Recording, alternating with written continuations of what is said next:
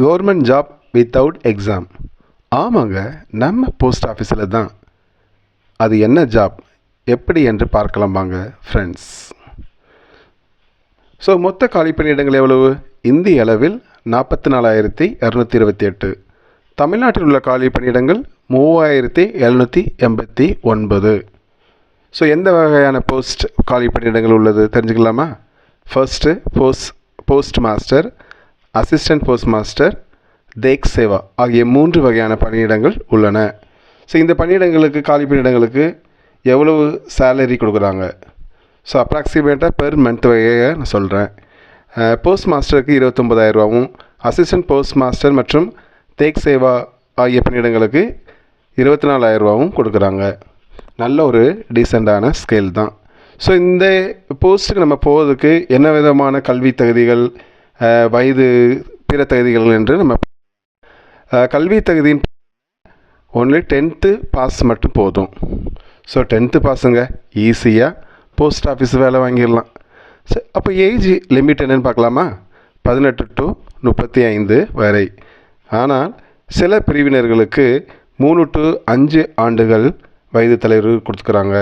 மற்றும் மாற்றுத்திறனாளிகளுக்கு 10 ஆண்டுகள் வரை வயது தளர்வு உள்ளது.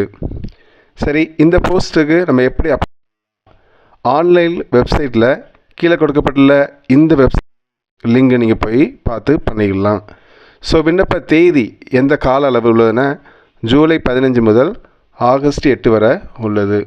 அப்ளை பண்ண நம்மளுக்கு என்னென்ன தேவை? ஃபஸ்ட்டு பார்த்தோன்னா மொபைல் நம்பர், ரெண்டாவது நம்முடைய ஒரு இமெயில் ஐடி, அப்புறம் 10th மார்க் ஷீட், ஒரு 50 KBக்குள்ளே நீங்கள் ஸ்கேன் பண்ணி வச்சுக்கோங்க. அப்புறம் சிக்னேச்சர் 20 KB.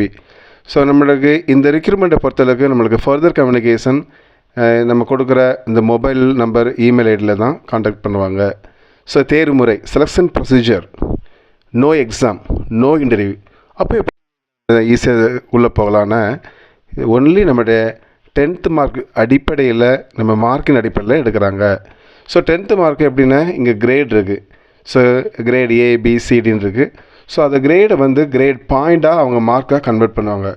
ஸோ இந்த மார்க்கை கன்வெர்ட் பண்ணும்போது அவங்க ஒரு ஃபேக்டர் 9.5ங்கிற ஒரு ஃபேக்டரில் மல்டிப்ளை பண்ணி அதனுடைய முதன்மை மார்க்கை வச்சு செலக்ட் பண்ணுறாங்க.